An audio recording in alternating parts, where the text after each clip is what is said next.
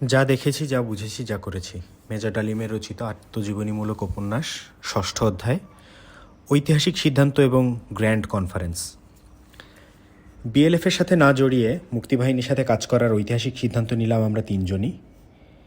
Lieutenant মতি এবং আমাকে guerrilla adviser করে সেক্টরগুলোতে পাঠাবার এবং লেফটেন্যান্ট নূরকে পিএসও হিসেবে রাখার সিদ্ধান্ত জেনারেল ওসমানীর। বালিগঞ্জ থেকে ৮ নম্বর থিয়েটার রোড, মতি চলে গেল উত্তর পশ্চিম সীমান্তের সেক্টরগুলোর দায়িত্ব নিয়ে। কর্নেল ওসমানী আমাকে নিয়ে গেলেন ৮ এবং ৯ নম্বর সেক্টরে। রণাঙ্গনের ব্যস্ততা ও অভিজ্ঞতা, শরণার্থী শিবিরে আশ্রয় গ্রহণকারী এবং যুব ক্যাম্পের যুবকদের চিন্তা চেতনায় ছিল আকাশ পাতাল ব্যবধান। বয়রা সেক্টরে প্রথমবারের মতো আহত হলাম। ক্যাপ্টেন হাফিজের নেতৃত্বে অসীম সাহসিকতার সাথে লড়াই করে প্রথম ইস্ট বেঙ্গল রেজিমেন্টের বীর জওয়ানেরা ৮ নম্বর সেক্টরে যোগদান করেছিল। গ্র্যান্ড কনফারেন্সের ঠিক আগে নীতির প্রশ্নে আপোষহীন কর্নেল ওসমানী পদত্যাগ করলেন। অস্বাভাবিক পরিস্থিতিতে কমান্ডার ইন চিফ কর্নেল ওসমানীকে বাদ দিয়ে গ্র্যান্ড কনফারেন্স শুরু হলো। উদ্বোধনী ভাষণে সবাইকে চমকে দিয়ে প্রধানমন্ত্রী জানালেন, কমান্ডারদের একাংশের অনাস্থার পরিপ্রেক্ষিতেই কর্নেল ওসমানী স্বেচ্ছায় পদত্যাগ করেছেন। তার ওই বক্তব্য উপস্থিত মুক্তিযোদ্ধাদের মাঝে চরম অসন্তোষ এবং উত্তেজনার সৃষ্টি করে। ফলে কনফারেন্স স্থগিত হয়ে যায়। মুক্তিযোদ্ধাদের চাপের মুখে প্রবাসী সরকার কর্নেল ওসমানীর পদত্যাগপত্র ফিরিয়ে নেবার অনুকূল পরিবেশ সৃষ্টি করতে বাধ্য হয়। চাণক্যদের চক্রান্ত ব্যর্থ হয়, মুক্তিযোদ্ধাদের আত্মপ্রত্যয় বেড়ে যায়। সেক্টরসমূহের সীমানা নির্ধারণ, রণকৌশল এবং সামগ্রিকভাবে যুদ্ধ পরিচালনার জন্য সিদ্ধান্ত নেওয়া হয়েছিল কনফারেন্সে। সফলভাবে কনফারেন্স শেষ হলো। আমরা আমাদের সিদ্ধান্ত কর্নেল ওসমানীকে জানিয়ে দিলাম। ভারতীয় নীল নকশার সাথে সরাসরিভাবে জড়িয়ে পড়তে চাই না আমরা। রাজনৈতিক একটি দলের স্বার্থ রক্ষার জন্য গঠিত ঠ্যাঙাড়ে বাহিনীর নেতা হওয়ার খায়েশ নেই আমাদের তিনজনের একজনেরও। আমরা এত দূর থেকে জীবনের ঝুঁকি নিয়ে এসেছি অন্য মুক্তিযোদ্ধাদের সাথে কাঁধে কাঁধ মিলিয়ে মুক্তিযুদ্ধে যোগদান করার জন্য। স্বাধীনতা সংগ্রামে মুক্তিযোদ্ধা হিসেবেই যুদ্ধ করব আমরা। কর্নেল ওসমানীর সাজেশন অনুযায়ী গেরিলা অ্যাডভাইজার হয়ে সেক্টর কমান্ডারদের সাহায্য করে মুক্তি ফৌজ অনিয়মিত বাহিনী যারা গঠন করার দায়িত্ব নিয়েই তখনই কাজে যোগদানের সিদ্ধান্ত জানালাম আমরা। কর্নেল ওসমানী আমাদের জবাবে খুশি হলেন, কিন্তু প্রশ্ন দেখা দিল, ভারতীয় কর্তৃপক্ষকে কি বলা যায়? তারা যদি জানতে পারে আমরা ইচ্ছাকৃতভাবে তাদের ইচ্ছার বিরোধিতা করছি, তবে অবস্থা গুরুতর হয়ে উঠবে। অনেক চিন্তাভাবনা করে কর্নেল ওসমানী ঠিক করলেন, যদি প্রশ্ন ওঠে তবে ভারতীয় কর্তৃপক্ষকে তিনি বলবেন, বিএলএফ কিংবা মুজিব বাহিনীর মতো রাজনৈতিক একটি বাহিনী তৈরি করার দায়িত্ব সার্বিকভাবেই থাকা উচিত রাজনৈতিকভাবে সচেতন পরীক্ষিত ব্যক্তিবর্গের হাতে। প্রধানমন্ত্রী এবং তার মতে আমাদের তিনজনের একজনেরও সেই ধরনের রাজনৈতিক ওরিয়েন্টেশন অথবা কমিটমেন্ট কোনোটাই নেই। Therefore we are not fit for such an important assignment. Some more politically conscious person have to be found out to lead such a highly politicized force. সময় মতো তাদের এই যুক্তি ভারতীয় কর্তৃপক্ষ মেনে নিয়েছিলেন। ফলে 4 খলিফাকেই দায়িত্ব নিতে হয়েছিল ভারতীয় বাহিনীর সহযোগিতায় বিএলএফ তথা মুজিব বাহিনী গড়ার। আমরা মুক্তি পেয়েছিলাম রাহুগ্রাস থেকে। আমাকে গেরিলা অ্যাডভাইজার করে টু দ্য সেক্টর কমান্ডার হিসেবে 8 নম্বর এবং 9 নম্বর সেক্টরে পোস্টিং অর্ডার ইস্যু করে দেন কর্নেল ওসমানী। মতিকেও একই দায়িত্ব দেওয়া হলো 10 এবং 11 নম্বর সেক্টরে। নূরের সব যুক্তিকে খণ্ডন করে প্রায় জোর করেই তাকে colonel Osmani personal staff officer হিসেবে নিয়োজিত করেন। বাংলাদেশের স্বাধীনতা সংগ্রামের জন্মলগ্ন থেকেই আওয়ামী লীগের অভ্যন্তরীণ কলহকে কেন্দ্র করে বহুমুখী চক্রান্তের সূচনা ঘটে। জনাব ওসমানীর ঘরে এক রাত কাটানোর পর পার্ক সার্কাসের ময়দানের কাছে একটি খালি স্কুল ঘরে আমাদের থাকার বন্দোবস্ত হয়েছিল। সকালে ঘুম থেকে উঠেই চলে যেতাম 58 নম্বর বালিগঞ্জের হেডকোয়ার্টার্সে, ফিরতাম অনেক রাতে। খাবারের ব্যবস্থা ছিল 58 নম্বর বালিগঞ্জে। একদিন কর্নেল ওসমানী বললেন, অস্থায়ী সরকার ও মুক্তি ফৌজ হেডকোয়ার্টার্সের জন্য একটি জায়গা ভারত সরকার নির্ধারণ করেছে, চলো জায়গাটা দেখে আসা যাক উপযুক্ত কিনা। বালিগঞ্জের বাড়িটা নেহায়তই ছোট, সবসময় অসংখ্য লোকের ভিড় থাকে, নিরাপত্তা রক্ষা করা দুষ্কর। কথাটা অতি সত্য। সর্বক্ষণ অগুন্তি লোক মাছির মতো ভনভন করে ঘুরে বেড়াচ্ছে এক কামরা ছেড়ে অন্য কামরায়। কেউ এমপি, কেউ জাদরেল আমলা, কেউ নেতাদের বিশেষ পরিচিত এবং আস্থাভাজন চামচা। এছাড়াও রয়েছে অসংখ্য নেতা পাতি নেতার ভিড়। গায়ে মানে না সকলেই আপনি মোড়ল। যার যার হাতে প্রত্যেকেই 3.5 হাত। গেটে প্রহরীকে কিছু জিজ্ঞাসা করলেই লঙ্কা কাণ্ড বেঁধে যায়। সবাই যারা আসছেন তাদের ভাবসাব হচ্ছে, আমরা কি হনুরে। সবার পরনে নতুন নতুন কাপড় চোপড়, হাল ফ্যাশনের অন্ত নেই। দিব্যি হেলে দুলে ঘুরে বেড়াচ্ছেন। দেখা হলে দাঁত বের করে নিজের পরিচয় দিয়ে খাজুরে আলাপ জমিয়ে তুলতে চেষ্টা করছেন। ঢালাওভাবে ভাত, গোস্ত আর ডাল রান্না হচ্ছে কিচেনে। যে আসছেন সেই খাচ্ছেন নির্দ্বিধায়। কেউ কাউকে কিছু বলছেন না। ভুরি ভোজনের পর বিভিন্ন ঘরে চেয়ারের উপরে, বসার বেঞ্চে, এমনকি টেবিলের উপরও শটান হয়ে শুয়ে পড়ে দিবানিদ্রা কিংবা রাত্রিযাপনের ব্যবস্থা করে নিতে এতটুকু দ্বিধাবোধ করছেন না এই সমস্ত ভিআইপি ব্যক্তিদের দল। প্রত্যেকের হাতে নতুন ব্রিফকেস অথবা ছোট অ্যাটাচি, কোনো কোনো নেতার কাঁধে ঝোলানো ব্যাগ। তারা যা কিছুই করছেন এই সমস্ত জিনিসগুলো থাকছে তাদের সাথে সাথে। এমনকি প্রকৃতিটাকে সাড়া দিতে যাওয়ার সময়ও এগুলো সাথে নেওয়া হচ্ছে, পাছে হারিয়ে যায়। ব্যাপার কি? এই সমস্ত অ্যাটাচি এবং ঝোলায় কী এমন দুর্লভ জিনিস রয়েছে ভেবেই পাচ্ছিলাম না। রহস্যটা মতি উদ্ঘাটন করলো কিছুদিন পর। ও জানালেন, স্যার, সমস্ত ডিস্ট্রিক্ট ও সাব ডিভিশন থেকে মুক্তি ফৌজের সাথে বর্ডার ক্রস করে আসার সময় ব্যাংক ট্রেজারিগুলো সব উজাড় করে নিয়ে এসেছেন স্থানীয় প্রশাসনের কর্তা ব্যক্তিরা ও রাজনৈতিক নেতৃবৃন্দ। যার ভাগ্যে যতটুকু পড়েছে সেগুলো রাখা আছে এই সমস্ত ব্রিফকেস, অ্যাটাচি এবং ঝোলায়। তাই এভাবে হেফাজত করা হচ্ছে। বলো কি? বিশ্বাস না হয় পরীক্ষা করে দেখেন। একদিন কোনো এক অজানা মহারথী তার মাথার নিচে ব্রিফকেসটা রেখে খাবার পর সুখনিদ্রা দিচ্ছিলেন। ঘুমের ঘরে মাথার নিচ থেকে ব্রিফকেসটা সরে গিয়েছিল। আশেপাশে কাউকে না দেখে মতি সেটা চট করে তুলে নিয়ে খুলে ফেলল। ভদ্রলোকের ব্রিফকেসে তালা ছিল না। খুলতেই মতিও আমার চোখ চড়ক গাছ। এ কি? থরে থরে সাজানো পাকিস্তানি 500 টাকার নোটের বান্ডিলে ব্রিফকেসটা বোঝাই। ব্রিফকেসটা নিয়ে আমরা চুপিসারে কেটে পড়লাম। কিছুক্ষণ পর ঘুম থেকে উঠে ভদ্রলোক তার ব্রিফকেসের হদিস না পেয়ে সারা বাড়ি মাথায় তুলে হায় হায় করতে লাগলেন। আর্দালিকে পাঠিয়ে ভদ্রলোককে ডেকে পাঠালাম। তিনি এলেন। জিজ্ঞেস করলাম, কী ব্যাপার, এত হইচই করছেন কেন? আমার ব্রিফকেস চুরি গিয়েছে। তিনি কাঁদো কাঁদো হয়ে বললেন, কী ছিল তাতে? আমার কিছু কাপড় ও প্রয়োজনীয় কিছু জরুরি কাগজপত্র। টাকা সম্পর্কে সবটাই গোপন করলেন। নূর ইতিমধ্যে উঠে গিয়ে পাশের ঘরে কর্নেল ওসমানীকে সব কিছু খুলে বলেছে। সব শুনে কর্নেল ওসমানী আমরা যে ঘরে বসেছিলাম সেখানে আসেন। তিনি ভদ্রলোককে অনেকভাবে জেরা করেন। ভদ্রলোক টাকার কথা সম্পূর্ণ চেপে গিয়ে ঝোলাতে শুধু কিছু কাপড় ও জরুরি কাগজপত্র ছিল সেই কথাই কর্নেল ওসমানীকে জানান। সব কথা শুনে কর্নেল ওসমানী নূরকে আদেশ করেন ব্রিফকেসটি ভদ্রলোককে ফিরিয়ে দিতে। ইতিমধ্যেই ব্রিফকেস থেকে 12 লাখ টাকা আলাদা করে রেখে দেওয়া হয়েছিল। কাপড় চোপড় ও কিছু কাগজপত্র সহ ব্রিফকেসটি ভদ্রলোককে ফিরিয়ে দেওয়া হয়। তিনি তাড়াতাড়ি ব্রিফকেস খুলে দেখেন টাকা ছাড়া অন্য সব কিছুই ঠিক আছে। তার মুখ ফ্যাকাশে হয়ে যায়, কিন্তু অবস্থা বেগতিক বুঝে ব্রিফকেস বন্ধ করে নিয়ে আমাদের ধন্যবাদ জানিয়ে সুরসুর করে ঘর থেকে বেরিয়ে গেলেন। এরপর সেই ভদ্রলোককে আর কখনো দেখিনি পুরো 9 মাস সংগ্রামকালে। উদ্ধারকৃত টাকাটা প্রধানমন্ত্রীর তহবিলে জমা করে দেওয়া হয়। এই ঘটনার অবতারণা এখানে এই জন্য করলাম, তখন তথাকথিত মুজিবনগর সরকারের কার্যালয় দেখে বোঝা কষ্ট হতো যে একটি জাতীয় মুক্তি সংগ্রাম চলছে বাংলাদেশে, আর সেই সংগ্রাম পরিচালনার দায়িত্বে নিয়োজিত রয়েছেন প্রবাসী বালিগঞ্জস্থ লোকজন। যে সমস্ত লোকজন তখন অকারণে বালিগঞ্জের বাড়িতে ভিড় করে সর্বদা ঘুরঘুর করতেন, তাদের হাবভাব দেখে মনে হতো সবাই যেন বরযাত্রী হয়ে এসেছেন কোনো দূরদেশ থেকে। কোনো ভাবনা নেই, কোনো চিন্তা নেই, নির্বিঘ্নে হেসে খেলে সময় কাটিয়ে আনন্দেই আবার ফিরে যাবেন তারা।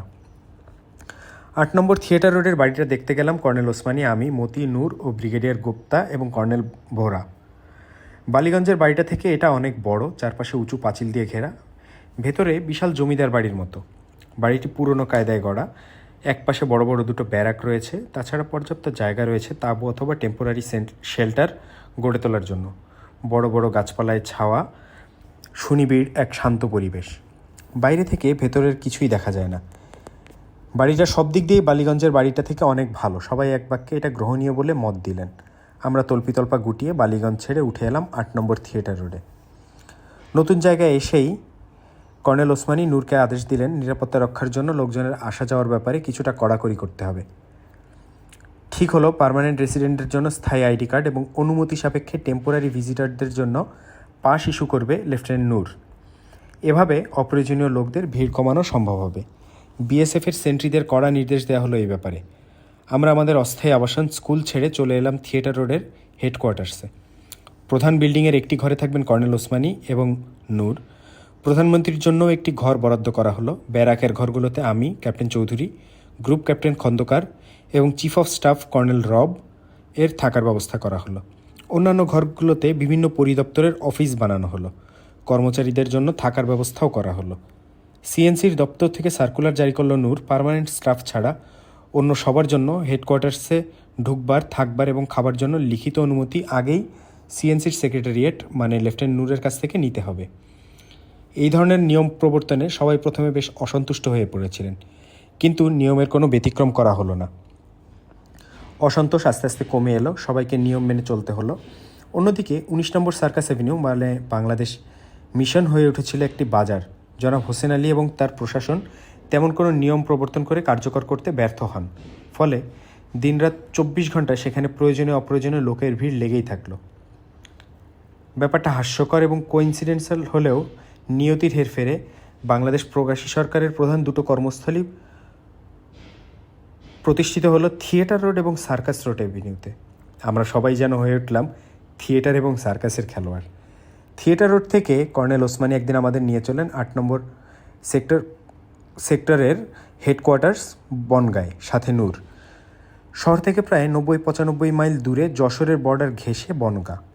ওখানে পৌঁছে কর্নেল ওসমানী আমাকে পরিচয় করিয়ে দিলেন 8 নম্বর সেক্টরের সেক্টর কমান্ডার মেজর ওসমান এবং 9 নম্বর সেক্টরের সেক্টর কমান্ডার ক্যাপ্টেন জলিলের সাথে। তাদের বিস্তারিত ব্রিফিং দিলেন তিনি। সেখানে পরিচয় হয় বেঙ্গল রেজিমেন্টের ক্যাপ্টেন হাফিজ, লেফটেন্যান্ট হালিম, ক্যাপ্টেন হুদা, ক্যাপ্টেন সালাউদ্দিন, পুলিশের এসপিডিও মাহবুব, সিএসপি কামাল সিদ্দিকী এবং তৌফিক এলাহি চৌধুরী ও লেফটেন্যান্ট মাহবুবের সঙ্গে। ওরা সবাই আমাদের সাদরে অভিনন্দন জানালেন। দুপুরে খাওয়ার পর কর্নেল ওসমানী নূরকে নিয়ে ফিরে গেলেন।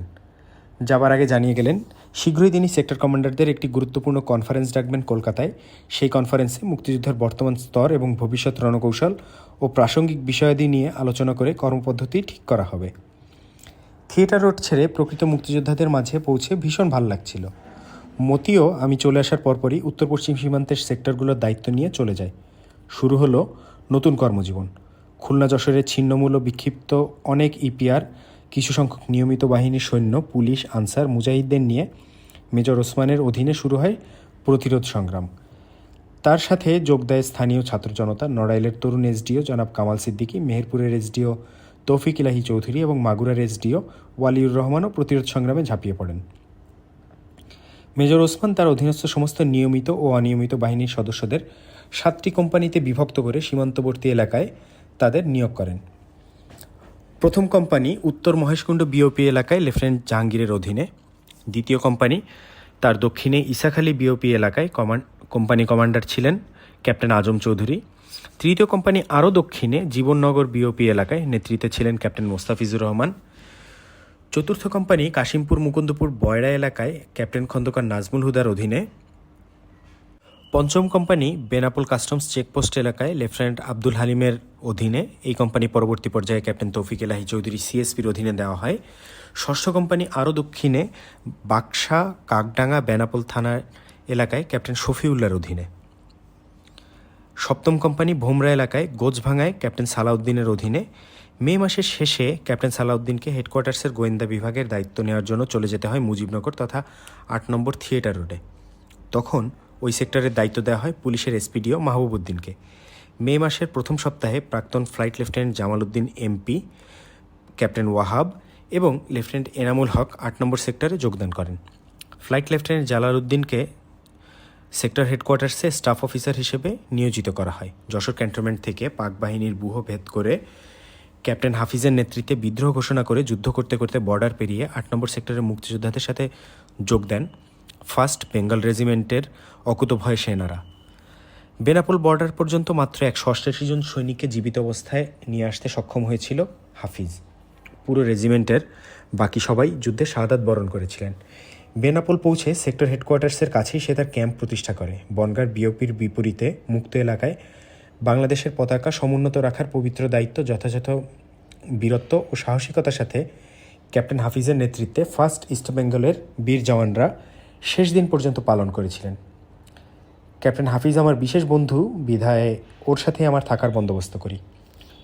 বরিশাল ও খুলনায় একইভাবে 25শে মার্চ রাতের পর থেকে প্রতিরোধ সংগ্রাম গড়ে তোলার দায়িত্ব নেন ক্যাপ্টেন জলিল। তিনি ছিলেন আর্মড কোরের একজন সৈনিক এবং পরবর্তীতে মেধা বলে অফিসার হয়েছিলেন।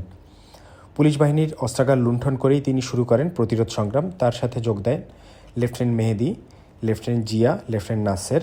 এছাড়াও তাদের সাথে যোগ দিয়েছিলেন ক্যাপ্টেন হুদা, ক্যাপ্টেন শাহজাহান ওমর, লেফটেন্যান্ট খুরশিদ প্রমুখ। লেফটেন্যান্ট খুরশিদ তথাকথিত আগরতলা মামলার একজন আসামিও ছিলেন।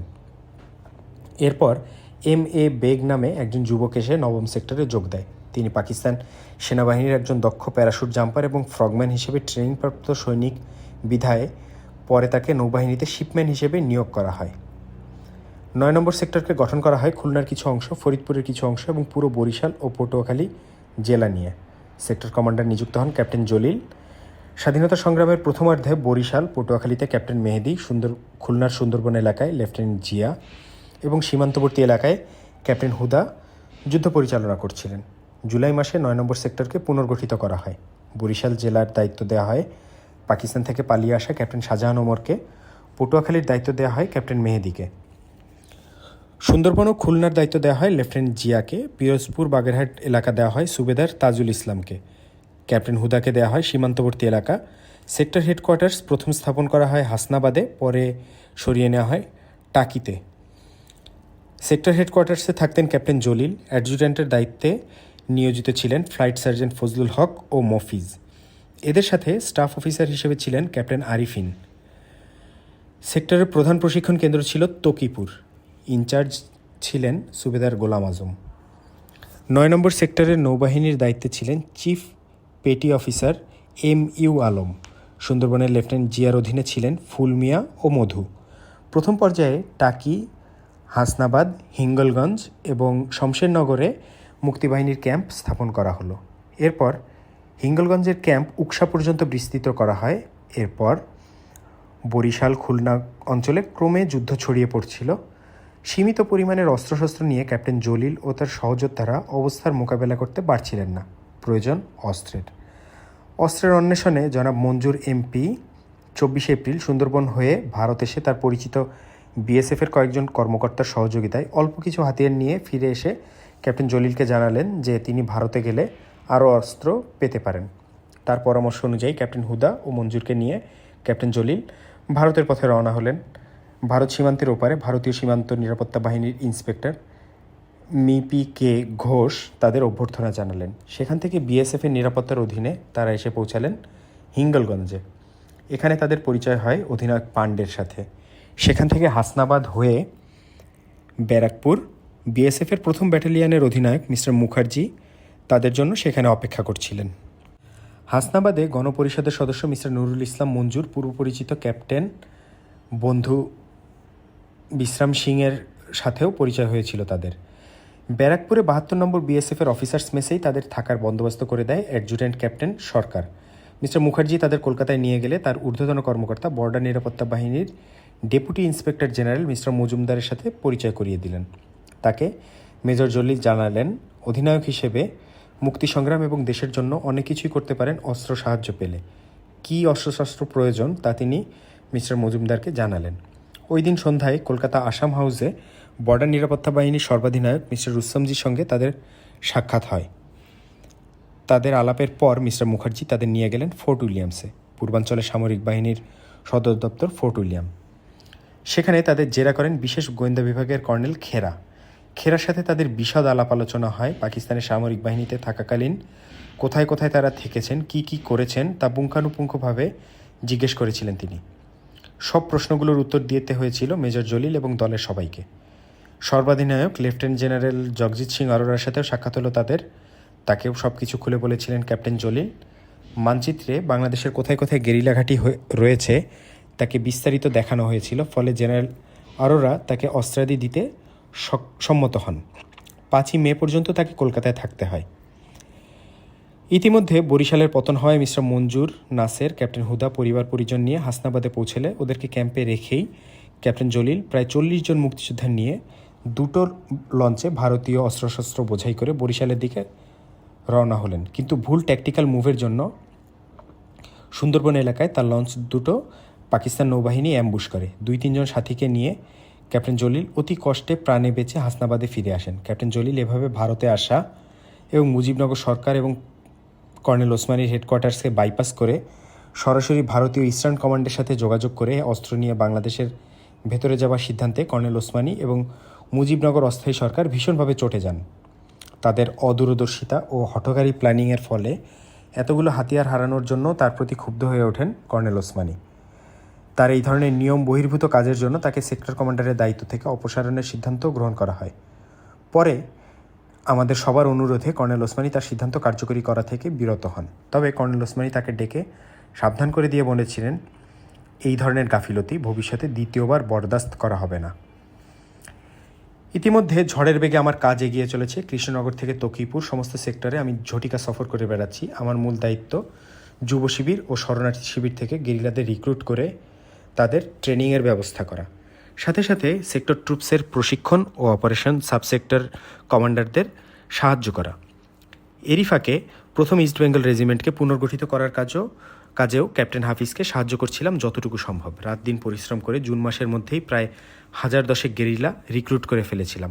তাদেরকে 200 থেকে 500 একটি ব্যাচে বিহারের চাকুলিয়া ট্রেনিং ক্যাম্পে 4 থেকে 6 সপ্তাহের ট্রেনিংয়ে পাঠানো হচ্ছিল। একই সাথে যুব শিবির এবং সাব সেক্টরগুলোতেও আমরা কয়েকটি ট্রেনিং ক্যাম্প প্রতিষ্ঠিত করেছিলাম। সেক্টরের নিয়মিত বাহিনীর অভিজ্ঞ সৈনিকরা গেরিলাদের হালকা অস্ত্র, grenade, demolition, Raid, ambush, unarmed combat, map reading, urban এবং জাঙ্গল ওয়ারফেয়ার, অবস্টেকলস প্রভৃতি বিষয়ে প্রশিক্ষণ দিচ্ছিলেন। লাইভ ফায়ারিংয়ের বন্দোবস্ত করা হয়েছিল টেম্পোরারি রেঞ্জ তৈরি করে। একই সাথে চলছিল মোটিভেশন ক্লাস। এখানে রিক্রুটিংয়ের কাজে নিয়োজিত থাকাকালে একটি অভিজ্ঞতার কথা উল্লেখ না করে পারছি না। যুদ্ধকালে প্রায় 1 লাখের মতো মুক্তিযোদ্ধার ট্রেনিং নেয়, কিন্তু এর মধ্যে শতকরা 1 ভাগও শরণার্থী শিবিরের লোক ছিল না। শরণার্থী শিবিরের আশ্রয় গ্রহণকারী বেশিরভাগই লোক ছিলেন হিন্দু। তাদের মধ্যে খুব কম লোকের মাঝেই ট্রেনিং গ্রহণ করে শত্রু মোকাবেলা করার জন্য যুদ্ধে যাওয়ার আগ্রহ দেখা যেত। বাংলাদেশ থেকে পালিয়ে শরণার্থী শিবিরে যারা আশ্রয় নিয়েছিলেন তারা পরিবারের সব সদস্যদের নিয়েই সেখানে থাকতো। জীবন বাঁচাবার জন্য দুবেলা দুমুঠো আহারের নিশ্চয়তা শিবিরে তাদের ছিল। বাংলাদেশ নিয়ে দুশ্চিন্তা করার মতো তাদের খুব বেশি কিছুই ছিল না। শিবিরে তাদের জীবনের নিরাপত্তাও ছিল। তাদেরকে নিরাপদে স্বদেশে প্রত্যাবর্তনের ব্যবস্থা কারা করেছে, কিভাবে করেছে, এই নিয়ে তাদের তেমন কোনো মাথা ব্যথা ছিল না। মনে মনে হয়তোবা তারা চাইতো কষ্টের কাজটুকু অন্যে করুক, একদিন ধীরে সুস্থে ফিরতে পারলেই হয়।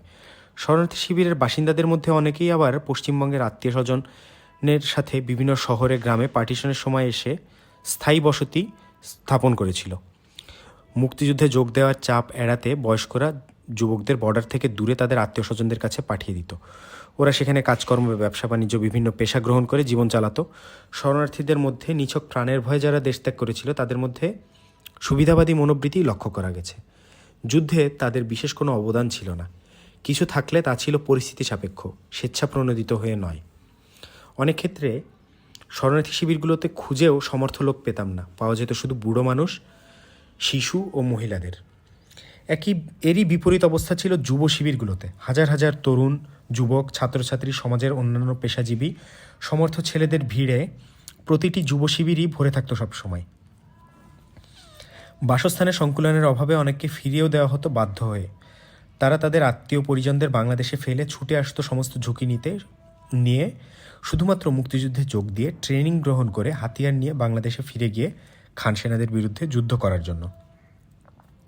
তারা অতি কষ্টকর পরিবেশে যুব শিবিরে দিনের পর দিন আধা পেটা করে খেয়ে, অনেক ক্ষেত্রে অভুক্ত থেকে উদ্গ্রীব হয়ে অপেক্ষা করত কবে তাদের রিক্রুট করে ট্রেনিংয়ে পাঠানো হবে। শত কষ্টেও তাদের মনোবল কখনোই ভেঙে পড়তে দেখিনি। প্রত্যেকের মধ্যে দেখেছি প্রতিশোধের স্পৃহা এবং দেশকে স্বাধীন করার অঙ্গীকার। আজ একটি কথা স্পষ্ট করে স্বীকার করছি, শরণার্থী শিবিরে পালিয়ে আশ্রয় গ্রহণ করে যারা নিরাপদ জীবনযাপন করছিল তাদের তুলনায় হাজার রকমের ভয়ভীতি, অজানা আশঙ্কা ও সমূহ বিপদের মোকাবেলা করে সংখ্যাগরিষ্ঠ বাঙালি যারা দেশেই থেকে গিয়েছিল স্বাধীনতার জন্য, তাদের প্রত্যক্ষ এবং পরোক্ষ অবদানের মূল্য কোনো অংশে কম নয়। তাদের অনেককেই দিতে হয়েছে চরম আহুতি। ভারতীয় গোয়েন্দা বাহিনীর সহায়তায় ক্যাপ্টেন জলিলের ফোর্ট উইলিয়ামের পূর্বাঞ্চলীয় হেডকোয়ার্টার্সের কর্মকর্তাদের সাথে গোপনে যোগাযোগ থেকে একটি বিষয় পরিষ্কার হয়ে উঠল।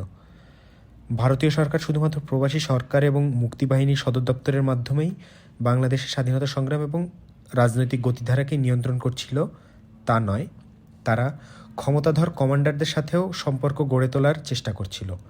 অত্যন্ত চতুরতার সাথে তারা তাজউদ্দিনের প্রবাসী সরকারের মধ্যে অন্তর্দ্বন্দ্ব সৃষ্টি করে তাকেও দুর্বল করে চাপের মুখে রাখছিল, যাতে তিনি তাদের নিয়ন্ত্রণের মধ্যে থাকতে বাধ্য হন। অপরদিকে মুজিবনগর সরকার ও মুক্তিযোদ্ধাদের সর্বাধিনায়ক জনাব ওসমানীর মধ্যেও দ্বন্দ্ব সৃষ্টি করে কর্নেল ওসমানীর ক্ষমতা সীমিত করে রাখা হচ্ছিল একইভাবে। কর্নেল ওসমানীকে সাইড ট্র্যাক করে প্রবাসী সরকার ও ভারতীয় কর্তৃপক্ষের এই ধরনের কার্যকলাপে কর্নেল ওসমানী অতি যুক্তিসঙ্গত কারণেই ভীষণভাবে অপমানিত বোধ করছিলেন। তার বক্তব্য ছিল পরিষ্কার, ভারত বন্ধুরাষ্ট্র হিসেবে বাংলাদেশের স্বাধীনতা সংগ্রামে তাদের বক্তব্য অনুযায়ী মানবিক কারণে সাহায্য দিতে সম্মত হয়েছে, যেটার জন্য বাঙালি জাতি কৃতজ্ঞ। কিন্তু স্বাধীনতা সংগ্রামটা পূর্ব বাংলার ৮ কোটি বাঙালির নিজস্ব সংগ্রাম। এই সংগ্রাম তাদেরই সংগঠিত করতে হবে, যে কোনো তাদের বিনিময়ে তাদেরকেই অর্জন করতে হবে জাতীয় স্বাধীনতা। সংগ্রামের নেতৃত্ব ও সব দায়িত্বও নিতে হবে ও থাকতে হবে মুক্তিফৌজ কমান্ড ও প্রবাসী বাংলাদেশি সরকারের অধীন। জনাব ওসমানী নীতির এই প্রশ্নে কখনোই আপোষ করেননি। এই বিষয় নিয়ে তৎকালীন প্রবাসী সরকারের নেতৃত্বের সাথে অনেক বিতর্কও হয়েছে তার, কিন্তু তার এই নীতির প্রতি সমর্থন দেননি আওয়ামী লীগের বেশিরভাগ নেতৃত্ব ও গণপরিষদ সদস্যরা। তারা তখন নিজ নিজ ক্ষমতার বলয় তৈরি করতে ব্যস্ত। তাদের প্রায় সবার মাঝেই এক ধরনের উদ্ভট চিন্তা কাজ করছিল। শুধু রাজনৈতিক নেতৃবৃন্দও নয়, অনেক আমলা এমনকি মুক্তিযোদ্ধাদের সুবিধাবাদী নেতৃত্বের মাঝেও একই চিন্তার প্রতিফলন দেখা যাচ্ছিল। তাদের ধারণা ছিল মুক্তিযুদ্ধ যে কারণেই হোক শুরু হয়ে গেছে, প্রতিরোধ সংগ্রামকালে পূর্ব পাকিস্তানের প্রায় সব অঞ্চল থেকে কোটি কোটি টাকা ও সম্পদ লুণ্ঠন করে হিজরত করে চলে আসা হয়েছে নিরাপদ আশ্রয় ভারতে। একজন মুক্তিযোদ্ধা হিসেবে বলতে লজ্জা লাগলেও বলতে হচ্ছে, পূর্ব পাকিস্তান থেকে পালিয়ে আসা অনেক বুদ্ধিজীবী ও হোমরা-চোমরা পদস্থ ব্যক্তিরাও মুক্তিযোদ্ধাদের বীরত্বপূর্ণ মুক্তি সংগ্রামকে দেখতেন অত্যন্ত নেতিবাচক দৃষ্টিতে। তারা মনে করতেন বাঙালি মুক্তিযোদ্ধারা কখনোই পাকিস্তান হানাদার বাহিনীকে পরাস্ত করে দেশ স্বাধীন করতে সক্ষম হবেন না। পাকিস্তান বাহিনীকে পরাজিত করতে সরাসরি ভারতীয় সেনাবাহিনীর হস্তক্ষেপ অবশ্যই অতি প্রয়োজনীয়। রক্তক্ষয়ী দীর্ঘস্থায়ী সংগ্রামে অংশগ্রহণ করার ইচ্ছা অথবা যোগ্যতা তাদের অনেকেরই ছিল না।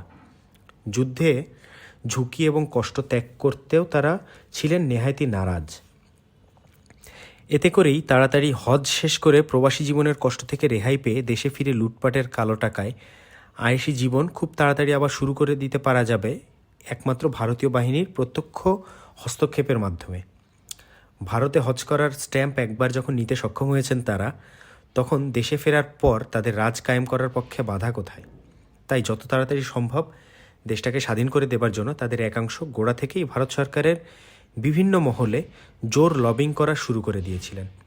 সমস্ত প্রবাসী সরকারের মধ্যে শুধুমাত্র 2 জন থেকে শেষ পর্যন্ত এই উদ্যোগের বিরোধিতা দৃঢ়তার সাথে করে গিয়েছিলেন। তাদের একজন হলেন কর্নেল ওসমানী এবং দ্বিতীয় ব্যক্তি হলেন খন্দকার মোস্তাক আহমেদ। এই 2 জন ছাড়া সিনিয়র রাজনৈতিক নেতৃত্বের প্রায় সবাই এবং আমলাদের উচ্চপদস্থ প্রভাবশালী ব্যক্তিদের অনেকেই ভারতের প্রত্যক্ষ হস্তক্ষেপের মাধ্যমে বাংলাদেশের স্বাধীনতা লাভের পক্ষপাতিত্ব করেছিলেন। পরবর্তীকালে সিজারিয়ান অপারেশনের মাধ্যমে বাংলাদেশের প্রিম্যাচিওর বার্থের জন্য মূলত এরাও দায়ী ছিলেন অনেকাংশে। কিন্তু বেশিরভাগ মুক্তিযোদ্ধা, আমলাতন্ত্রের তরুণ সদস্যরা এভাবে অপরের কৃপায় বাংলাদেশকে স্বাধীন করার উদ্যোগের ঘোর বিরোধী ছিলেন। এই নিয়ে প্রবীণদের সঙ্গে নবীনদের দ্বন্দ্ব ক্রমশই বেড়ে উঠছিল প্রতিদিন।